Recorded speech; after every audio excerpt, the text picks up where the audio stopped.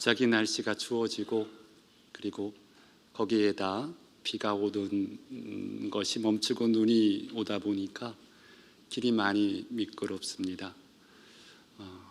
오늘 차량 운행이 다 되지 못해서 아마 이 시간에도 교회를 오지 못하고 집에서 영상으로 예배 드리는 분들도 있으리라 생각이 됩니다. 하나님의 은혜가 우리 모두에게 임하시기를 기도합니다. 오늘은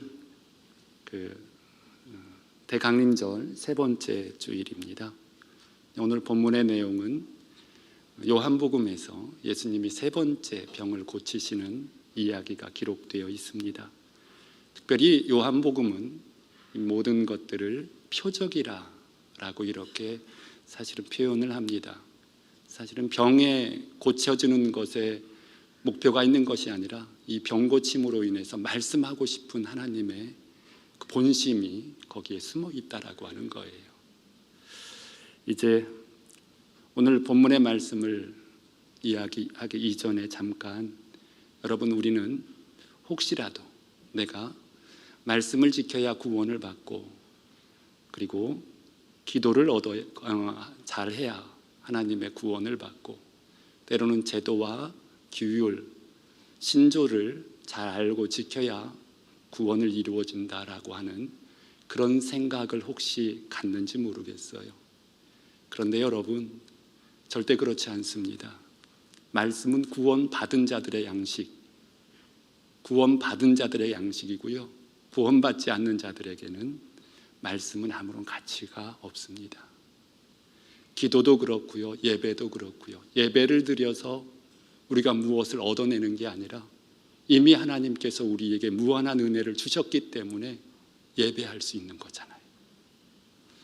그러니까 구원받은 증거이지, 축복받은 증거이지, 구원을 받았기 때문에, 축복을 받았기 때문에 그것이 누려지는 거지, 그것을 해서 누리는 것이 아니라고 하는 거예요.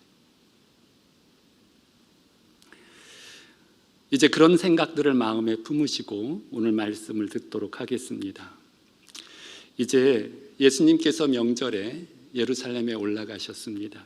그리고 그 명절에 올라가셔서 38년 된 병자를 고치시는 이야기가 본문에 기록되어 있습니다. 그런데 가만히 살펴보면 이 38년 된 병자, 이 병자의 모습이 당시 성전의 영적인 상태, 당시 하나님의 사람들의 영적인 상태를 말하려고 하는 하나님의 의도가 거기에 숨겨 있지 않나 하는 것입니다. 사실 명절은 명절 자체의 목적이 있지 않습니다.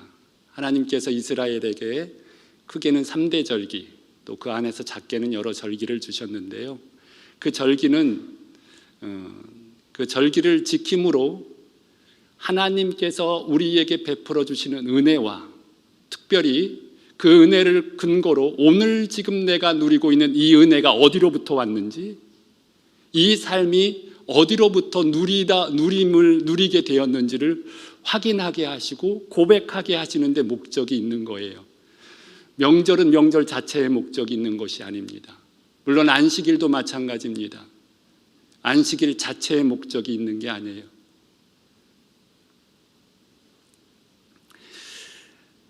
이 대강림절을 지나면서 말씀을 이렇게 준비하면서 그런 생각이 들더라고요. 우리는 성탄절을 어떤 마음으로 준비하고 있는가? 왜 하나님께서 대강림절을 이 시간을 보내게 하시고 해마다 이 성탄절 주님의 탄생을 기뻐하고 또 이렇게 맞이하게 하는가? 단순히 명절 자체, 그 행사 자체에 있는 것이 아니다라고 하는 거죠. 성도 여러분, 우리는 그 명절에 예수님이 예루살렘에 올라가셨고요, 오늘 본문은 안식일에 행한 일들을 기록하고 있습니다. 그런데 그 명절 하면은 하나님이 주신 명절을 얘기하는 거거든요. 이스라엘 백성에게 주신 중요한 명절을 얘기하는 거예요. 어떤 명절인지는 성경이 구체적으로 말하고 있지 않기 때문에 뭔지는 모르겠지만 중요한 명절인 것은 분명합니다. 그리고 안식일도 마찬가지예요. 그래서 많은 사람들은 이 명절에 어디에 관심이 있었을까? 예루살렘 성전에 관심이 있었겠죠. 왜냐하면 명절이라고 하는, 유대의 명절이라고 하는 것은 성전에서 행해지는 여러 가지 행사들이 거기에 있기 때문에 그렇습니다. 그리고 안식일, 그 명절 안에 있는 안식일이라고 하는 것은 얼마나 중요한 안식일이겠어요. 많은 사람들이 거기에 중심을 두고 그쪽을 바라보고 있을 때 예수님은 의외로 다른 곳을 주목하셨습니다. 바로 베데스다 연못입니다. 양문 곁에. 그러니까 명절에 올라가긴 올라가셨는데 그 명절을 지키러 올라가신 주님의 발걸음은 성전 안에 있지 않았고 베데스다 연못이었다라고 하는 사실이죠. 하나님께서 명절을 지키게 하신 의도가 지금 예수님이 행하신 그 일로 우리에게 지금 말씀하고 있는 것이고요. 만약 너희들이 이것을 놓친다면 그 명절에 하나님 주신 의도를 놓치는 것. 겉으로는 화려한 명절이고 겉으로는 화려한 성전일지는 모르지만 실상 영적으로는 예수가 없는, 하나님이 없는 성전, 명절일 수 있는 거잖아요. 베데스다, 자비의 집, 양문이라고 하는 그곳. 그런데 거기에는 자비가 없어요. 그리고 38년 된 병자를 예수님이 만나셔요. 어느 때? 그 명절에. 어느 때? 그 안식일에. 그러니까 우리 예수님이 봤던 그 당시의 영적 상대는 38년 된 병자와 같이 보는 거예요. 그래서 이 말씀, 이 세 번째 행하신, 의도된 건 아니었는데 이 세 번째 이적 사건, 이 세 번째 대강림주의를 맞이하면서 우리는 과연 하나님의 이름으로 또 하나님 앞에 이렇게 나아가고 있지만 주님이 관심 갖고 주님의 발걸음이 향한 그곳은 우리와 같은 동일된 마음으로 함께 가야 되는데 우리와 다른 곳으로 가고, 우리가 주님과 다른 곳으로 마음이 가거나 목적이 가거나 방법이 가거나 방향이 간다면 오늘 말씀을 통해서 다시 한번 돌아보시고, 나는 지금 어떤 모습으로 정말 주님이 만나주시는 그러한 명절, 특별히 그러한 성탄을 준비하고 있는지 돌아보시고, 또 세워가시는 은혜가 있고, 또 그 기쁨이, 주님의 그 만남의 기쁨, 탄생의 기쁨이 충만하시기를 간절히 바랍니다. 첫째로 드리고 싶은 이야기는 38년 된 병자를 고쳐주신 예수님입니다. 이제 예루살렘에 올라가셔서, 그것도 방금 말씀드렸듯이 안식일에 많은 병자가 있는 그곳을 가신 예수님, 베데스다를 주목하신 예수님을 생각하면서 우리는 이 과거 2000년 전 예수님이 오실 때의 상황을 한번 이렇게 떠올려 봤으면 좋겠습니다. 그것이 뭐냐면, 예수님이 이 땅에 오실 때 하나님이 축하를 예수님이 그 축하와 경배를 받기를 원했던 사람이 있어요. 그게 누구였냐면 동방의 박사들입니다. 이방인들이에요. 어찌 보면 하나님과 너무 멀어져 있을 것 같은 그 사람들, 어찌 보면 유대인들은 전혀 상상할 수 없었던 그 사람들에게 탄생의 소식을 알립니다. 아주 오래전부터. 많은 하나님의 사람, 택함받은 사람이라고 생각했던 수많은 유대인들이 예루살렘에 있었지만 그들에게는 알리지 아니하시고, 왜 하나님은 동방의 박사들에게 그 소식을 알리셨을까라고 하는 거예요. 너무 중요한 겁니다, 여러분. 또 예루살렘 성전이 있었어요. 오늘 본문에 소개되는 그 성전. 그 성전에 하나님을 믿는 많은 하나님의 그 제사장들이나 율법학자들이나 또 유대인들 많이 있었어요. 그런데 그들에게 탄생 소식을 알리지 않았어요, 하나님이. 안 알리셨어요. 그리고 낮고 천한 가장 천하게 취급받았던 목자들에게 그 탄생 소식을 전하지요. 그 사람들을 내버려 두고 왜 하나님은 그들을 통해서 경배를 받기를 원하셨는가? 라고 하는 거예요.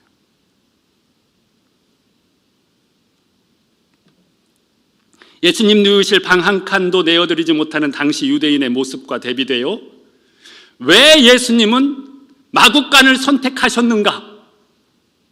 이건 축복이에요. 마구간에 대한 축복.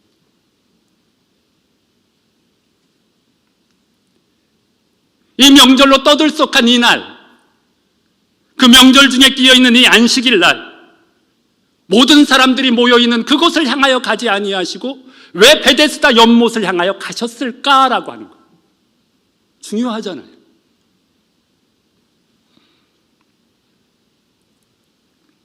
성도 여러분, 아무튼 이 병자에게 38년 된 병자에게 예수님은 찾아오셨어요.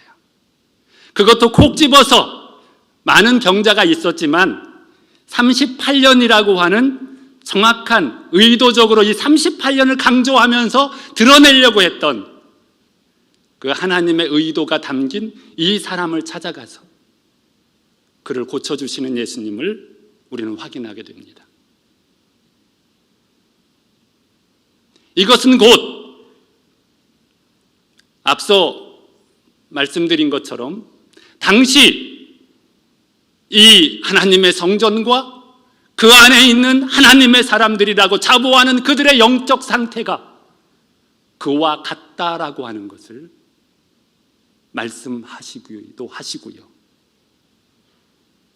그리고 하나님은 온전한 치유와 회복과 그리고 하나님의 자녀됨의 능력은 어떻게 만들어지는지를 우리에게 확인시켜주고 있습니다. 성도 여러분,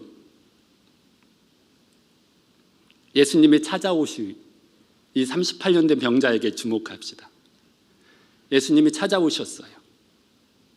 그리고 말을 걸어주셨어요. 내가 낫고자 하느냐라고 하면서 말을 걸어주셨어요.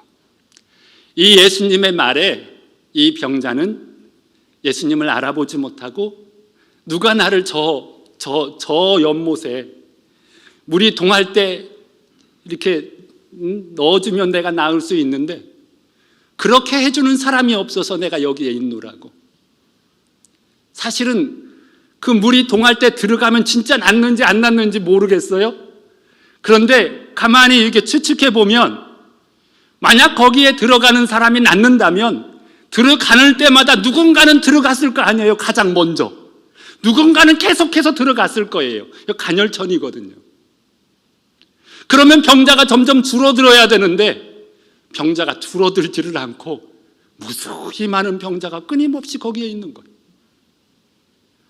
누가 언제부터 이런 소문을 퍼뜨렸는지는 모르지만 이 거짓된 소문요, 잘못된 신앙요,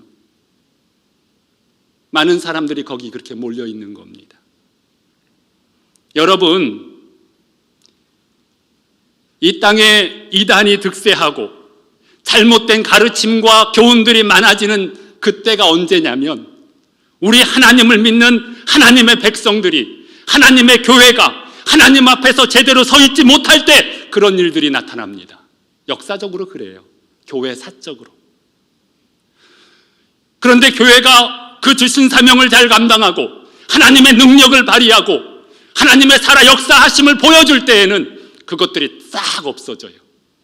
하나님의 교회만 씁니다. 이렇듯 병자가 많고 이렇듯 잘못된 가르침과 신앙과 신념이 가득하게 되어지는 이유는 당시 하나님을 믿었던 예루살렘 성전이 그 역할을 제대로 감당하지 못했던 것이고 그들의 영적 상태가 이와 같다라고 하는 거예요. 여러분, 혹시 우리의 모습이, 오늘날 한국교회의 모습이 우리 교회의 모습이 어떠한지를 늘 돌아보시고, 여러분, 이 병자가 나을 수 있는 방법, 낫게 되는 과정을 한번 주목해 보시기를 바랍니다. 예수님이 찾아오셨어요. 이 병자에게. 이 얼마나 큰 축복인지 모릅니다. 하나님은 끊임없이 우리에게 찾아오기를 원하고 계시고, 우리를 만나주기를 원하고 계신다는 사실을, 우리에게 말을 걸어주기를 원하신다는 사실을 여러분 믿음으로 인정하시고, 이제 그런 하나님을 우리가, 그런 예수 그리스도를 이 본문을 통해서 만났다면 우리도 주님을 기대하는 마음, 주님의 음성을 듣기를 원하는 마음, 이 마음을 갖고 살아가는 우리 모두가 되시기를 바랍니다. 성도 여러분, 내가 낫고자 하느냐라고 하시고 참 엉뚱한 얘기를 했어요. 방금 얘기했듯이 누가 나를 저기다 집어넣어주면, 가장 먼저 집어넣어주면 낫겠는데 그게 안 된다고. 믿음 없는 얘기죠. 모르는 얘기죠. 그런 우리의 모습일지 몰라도 예수님은 그에게 얘기합니다. 내 자리를 들고 일어나라, 걸으라, 그렇게 말입니다. 성도 여러분, 그런 부족한 우리지만, 그런 연약한 우리지만 주님은 끝까지 우리에게 말씀을 주시고, 끝까지 우리의 연약함과 문제 속에 우리 주님은 개입하셔서 그것을 해결해 주기를 원하신다는 이 사실을 우리가 이 말씀을 통해서 확인합니다. 성도 여러분, 우리는 간혹 그런 생각을 가질 때가 있어요. 하나님의 일하심은 나의 믿음을 근거로 일하신다라고 하는 생각이요. 이것이 반은 틀리고 반은 맞은 말이에요. 우리가 하나님을 믿어야 역사가 일어나요. 그러나 그 역사는 사실은 나의 믿음을 근거하지 아니하고 나를 위하여 십자가에 죽으셔서 그 십자가에서 모든 것들을 해결하신 그것이 근거가 되는 거지, 내 믿음이 100% 근거가 되지는 않습니다. 비록 이 사람처럼 연약하고 제대로 알지 못하는 믿음이 있다 할지라도 우리에게 베풀어 주시는 하나님의 사랑은 십자가에 근거해서 역사하시는 거예요. 그래서 믿음이 없어도, 부족해도 내가 주님의 십자가를 바라봅니다. 그런 믿음을 가지시는 우리 모두가 되셨으면 좋겠습니다. 일어나 내 자리를 들고 걸어가라라고 하는 이 이야기, 또 중요한 부분이 있어요. 너무너무 중요한 부분. 38년이라는 거예요. 38년. 이제는 해볼 건 다 해봤을 거예요. 그리고 마지막 여기 와서 이 물이 동할 때에 들어가는 그것을 소망으로 이제 마지막 여기서 죽어갈 수밖에 없는 그런 모습이었을 것입니다.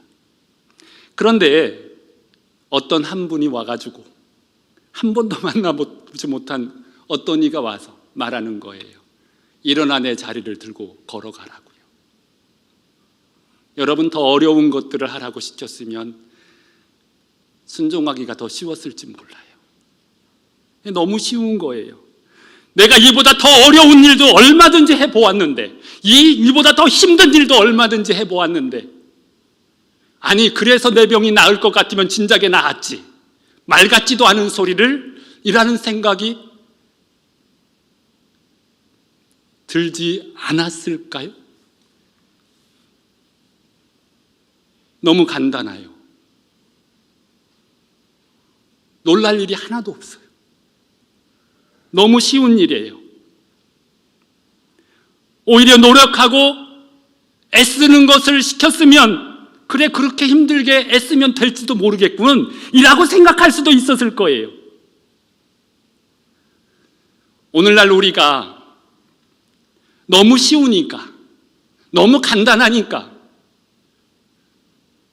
순종하지 못하는 우리의 모습은 아닌가. 여러분, 사실 내 자리를 들고 가라라고 하는 이 이야기는 여러분 우리 오늘도 들었을 겁니다. 어제도 들었을 거고요. 너무 평범한 이야기예요. 너무 자연스러운 이야기예요. 그런데 여러분 기억하십시오. 하나님의 권능과 능력은 엄청난 큰 사건으로부터 만들어지지 않는다라고 하는 거예요. 너무나도 자연스럽고 너무나도 평범하고 너무나도 일상적인 거기에서 만들어지는 것, 진정한 경건은 거기로부터 시작된다는 것. 우리의 믿음에 평가하는 시금석은 거기서부터 시작된다는 것. 이걸 놓치면 절대 안 된다는 것. 이걸 놓치면 안 된다는 것. 신앙의 잘못된 길로 빠지는 것은 여기서부터 넘어지니까 그런 거예요. 많은 성도가 예배에서 실패하지 않습니다. 주일날 되면 예배 드려야 된다는 사실은 너무나도 잘 알아요. 그리고 그 예배는 진실되고 정직하게 드려졌습니다. 그러나 어디서 넘어지느냐? 일상 너무나도 자연스럽고 너무나도 평범하고 너무나도 아무것도 아닌 것 같은 그 순간, 거기로부터 넘어지는 거예요. 진정한 거룩은 거기서부터 시작되고 하나님의 역사는 거기서부터 시작된다는 사실을 여러분 절대 놓치지 마세요. 주일날 하나님이 나를 받으시고, 예배할 때 하나님이 나를 받으시고, 기도할 때 하나님이 나를 받으시고, 그때 하나님이 나를 도와주신다라고 믿으면, 그때의 하나님만을 생각한다면 그 사람 예수님 안 믿는 사람이라니까요. 믿는 시간보다 안 믿는 시간이 더 많잖아요. 여러분 예배하는 시간보다 기도하는 시간보다 기도 안 하고 사는 시간이 더 많잖아요. 그러니까 예수님 안 믿는 쪽이죠. 여러분 너무 평범하고 너무 자연스럽고 너무 아무것도 아닌 것 같은 그 일상, 거기로부터 역사는 시작되고 이 믿음이 평가되는 가장 중요한 현장은 거기라는 사실을 늘 잊지 않는 은혜가 있기를 바랍니다. 둘째로 안식일인데 왜 자리를 들고 가느냐라고 하는 저들의 이야기입니다. 이 이야기는 네가 병을 고침받은 것도 잘못됐다. 왜? 안식일날 고침을 받았으니까. 자리를 들고 가느냐? 여기 쭉 읽어보면 그 얘기잖아요. 여러분 그때 그 당시의 사람들은 이 사람이 38년 된 병자고 오래전부터 이 가까이에서 여기에서 계속 있었기 때문에 누구라도 뭐 안면이 있는 사람, 아, 저 사람은 병자야 라고 하는, 늘 저기서 저로 가고 있어 라고 하고 그렇게 알만한 사람이었을 것 같아요. 그런데 그가 이제 병이 나아서 자리를 들고 가요. 이 목에 어떻게 병이 나왔어? 너무너무 잘 됐군. 그게 아니었어요. 이 사람들의 관심은 그가 낫든지 말든지 그건 관심이 없어. 뭐에만 관심이 있어? 왜 자리를 들고 가느냐? 네 병을 이 안식일에 누가 고쳐줬느냐? 여기에만 관심인데요. 이 속 터지는 일이 생기는 거예요. 성도 여러분, 앞서 말씀드렸습니다. 규례와 율례와 제도, 규범, 여러분 이것은 거기에 목적이 있는 것이 아니에요. 그거는 수단이에요. 믿는 자를 위한 것이고 하나님을 놓치지 않기 위해서 하나님과 더 친밀하게 그 하나님과의 관계를 세워가기 위해서 그것이 있는 것이지 그것을 위해서 그것이 있는 게 아니란 말입니다. 그것을 지켜내기 위해서 하나님이 있는 게 아니라 하나님을 세우기 위해서 그 뜻을 이루기 위해서 그것이 있는 겁니다. 만약 이것이 잘못되면 이상하게 바뀌는 거예요. 거꾸로 되면 어떻게 바뀌냐면 규범을 잘 지키는 나, 규례를 잘 지키는 나, 그 나로 인정받는 나, 그것으로 칭찬받고 그것으로 믿음 있는 사람이라고 인정받는 나. 사역도 마찬가지, 목사도 마찬가지. 일 잘하는 목사, 사역 잘하는 목사로 인정받는 나가 되고 싶은 거예요. 이게 얼마나 큰 문제인지 몰라요. 엄청 무서운 일입니다. 이런 것에 맛을 들리면 큰일 나요. 왜냐하면 그것을 지키기 위해서 마음과 정성을 다하거든요. 하나님을 만나고 하나님을 섬기기 위해서 마음과 정성을 다하는 것이 아니라요, 그것을 지켜내기 위해서. 여러분, 이거는 같은 듯 다른 거예요. 엄청나게 다른 거예요. 이걸 보고 양의 탈을 쓴 모와 같다는 거죠. 이게 무서운 거예요. 왜냐하면 그 사람들이 예수님을 박해하기 시작했고 그 일로 저들이 예수를 죽이잖아요. 대적하는 자가 됐잖아요. 잘 짜여진 제도와 전통과 규칙, 또 모임, 그것을 지키기 위해서 하나님이 필요한 거죠.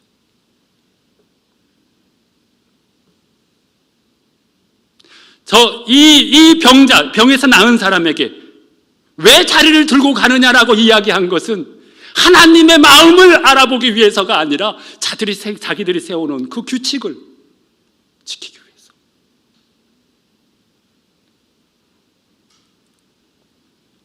성도 여러분, 늘 경계하시고 늘 돌아보시고 늘 확인하셔야 할 것이 무엇인지, 이게 거꾸로 되지 않도록 우리가 왜 성탄절을 준비하는가? 예를 들면 왜 이 일을 해야 하는가? 왜 목사가 돼야 하는가? 이런 거. 늘 예수 그리스도, 그분이어야 하는 거죠. 또 우리가 많이 빠지는 것이 있습니다. 이와 동일한 선상에서 생각할 때 어떤 이들은 예수님을 향한 충성, 내가 예수님에게 맹세한 그 맹세를 지키기 위해서, 내가 맹세한 그 맹세를 지키기 위해서 신앙의 목적을 삼는 경우도 있어요.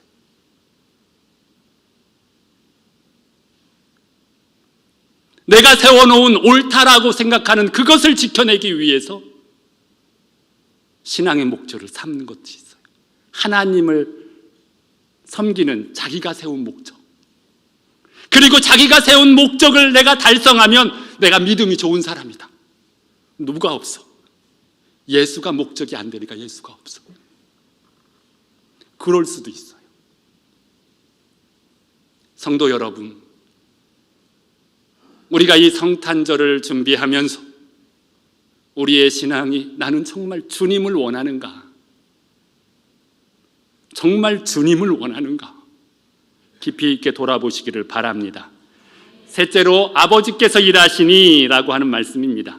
예수님의 삶은 성부 하나님의 삶이었어요. 왜냐하면 예수님은 항상 그의 삶의 목표를, 그리고 예수님께서 여러분 하루의 일과를 시작하게 새벽 미명에 또 제자들을 배 타고 다 보낸 후에 따로 산에 올라가셔서 항상 예수님은 성부 하나님, 그래서 예수님이 하나님과의 관계를 얘기할 때 하나님이라고 얘기한 적이 한 번도 없어요. 신약 성경에 뭐로 얘기했어요? 아버지로 얘기했어요. 다른 사람이 이야기할 때는 하나님이라고 표현하지만 나와 성부 하나님과의 관계를 얘기할 때는 하나님이라고 표현한 적이 한 군데도 없어요. 찾아보세요. 복음서에 뭐로 표현했어요? 아버지로 표현하셨어요. 아버지. 그만큼 친근하게, 그만큼 가까이 그렇게 사셨던 분이에요. 그래서 나를 본 자는 아버지를 보았거늘 라고 얘기하는 것은 그만큼 내가 아버지와의 관계가 친밀하다는 얘기를 하는 거예요. 그래서 나를 통해서 일하시는 아버지를 만나기를 원하는 거예요. 여러분, 믿음이라고 하는 것이 바로 그런 부분입니다. 우리가 믿음하면 믿음의 조상 아브라함을 통해서 믿음의 본질이라는 것은 이거구나라는 것을 우리는 확인하게 됩니다. 아브라함의 일대기가 정말 많은 이야기들이 있지만 그 일대기 중에서 믿음의 결정적인 어떠한 사건들을 얘기한다면 우리가 잘 아는 이삭 사건이에요. 하나님께서 이삭을 모리아 땅 한 산에 가서 번제물로 드리라고 얘기하죠. 그런데 아브라함은 아주 듣자마자 바로 짐을 싸가지고 그를 번제로 드리려고 떠나게 되는 것을 우리는 확인합니다. 우리는 아브라함의 믿음하면 그 이야기를 떠올리면서 그의 믿음의 시금석은 거기고 그 믿음이 최고라고 이야기할 수 있는 것은 거기라고 얘기하지만 아닙니다. 그때가 아니라고요. 그 전이 중요한 거예요. 그 전. 무슨 얘기냐면 여러분 이삭이라고 하는 그 언약의 자녀는 하나님의 언약이 있고 하나님의 약속이 있고 하나님의 미래가 있는 자녀였어요. 이미 이삭에게 하나님께서는 그런 계획을 갖고 계셔서 그 아버지 아브라함에게 이미 다 알려주셨어요. 그런데 어느 날 그를 번제로 드리래. 번제라는 것은 죽여서 각을 떠서 불에 태워서 올려드리는 제사예요. 죽는 거예요. 우리는 언뜻 생각하면 이런 생각할 수 있잖아요. 아, 지금 얘기하는 번제로 드리라고 하는 이 이야기는 사탄이구나, 마귀구나. 왜? 그 전에 얘기했잖아요. 하나님께서 분명히 약속했는데, 하나님께서 분명히 말씀을 주셨는데 그 말씀과 반대되는 얘기를 하고 있잖아요.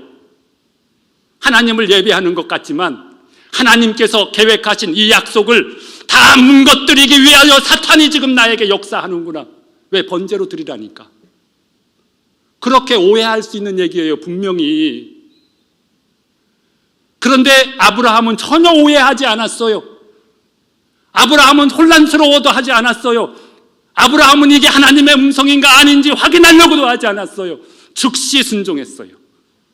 이 이야기는 아브라함이 이삭을 번제로 드린 것 이전에 그가 하나님과 매일매일의 삶 속에서 오해하지 않을 만큼, 어떤 말씀을 하셔도 오해하지 않을 만큼 너무나도 잘 알고 있었던, 잘 하나님과의 그 친밀한 관계를 가지고 있었다는 사실을 우리에게 말해주고 있는 거예요. 이게 중요한 거라고요. 이게. 여러분, 사도들이 때로는 옷깃만 만져도, 때로는 그림자만 밟아도 병이 나았어요. 이건 사도들의 능력이 아니에요. 그렇게 성경이 우리에게 가르쳐 준 것은 그들이 예수 그리스도와 어떤 관계를 가지고 그 자리에 서 있는지를 우리에게 말씀하고 싶은 거예요. 주님의 능력이거든요. 그래서 그들은 나중에 얘기합니다. 내가 한 것이 아니요 나와 함께 하시는 하나님의 은혜로라고요. 성도 여러분, 오늘 이 대강림절, 나는 정말 하나님의 사람인가? 예수 그리스도께서 향하신 그곳에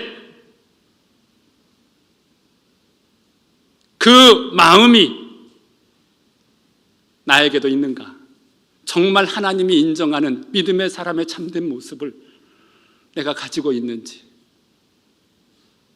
문제라고는 많이 하는데 정확하게 정말 진단은 하고 있는지 깊이 있게 돌아보시고, 성탄절 우리 주님이 오시는 그날 우리 모두가 이 주님의 이 만남이 또 회복이 누려지는 우리 모두가 되시기를 바랍니다. 하나님이 우리를 너무너무 사랑하십니다. 오늘 말씀에 하나님의 약속이 있습니다. 그런 은혜로 세워지기를 바랍니다. 기도하시겠습니다. 하나님 아버지, 감사합니다. 하나님, 우리가 주님 앞에 있습니다. 38년 된 병자가 어떻게 나음을 입었는지, 오늘날 우리의 교회의 모습, 나의 신앙의 모습, 어떻게 고침을 받고 회복되고 세워져야 하는지, 아버지 하나님, 언제나 그 병자를 찾아오시며 말을 걸어주셨던 주님처럼 주님이 계심을 믿고 우리도 주님을 만나기를 소망하고 말 걸어주시는 주님의 음성을 들을 줄 아는, 그리고 38년 된 병자이지만 일어나 자리를 들고 걸어가라고 하시는 그 말씀, 그 일상적이고 평범한 특별하지 않은 그런 말씀이라 할지라도 우리의 삶에서 그렇게 하나님을 인정하고 살아내는 우리 모두가 될 수 있도록 도와주시옵소서. 아버지 하나님, 우리의 모습이 제도와 규례, 규범, 원칙, 거기를 세우기 위하여 우리의 모습이 거기에 아버지 하나님이 이어 있지는 않은지 돌아보게 하시고, 그것을 허락하신 하나님의 이유, 예배를 허락하신 하나님의 이유, 기도를 허락하신 하나님의 이유, 믿음의 삶을 허락하신 하나님의 이유를 놓치지 않도록 도와주시옵소서. 우리 주님이 우리 안에 일하시니 오늘 우리도 살아 기동하는 생명으로 살아가는 줄로 믿습니다. 우리 하나님의 이러한 은혜의 역사가 회복되고 누려지는 우리 모두가 되게 하여 주옵소서. 감사드리오며 예수님의 이름으로 기도드립니다. 아멘.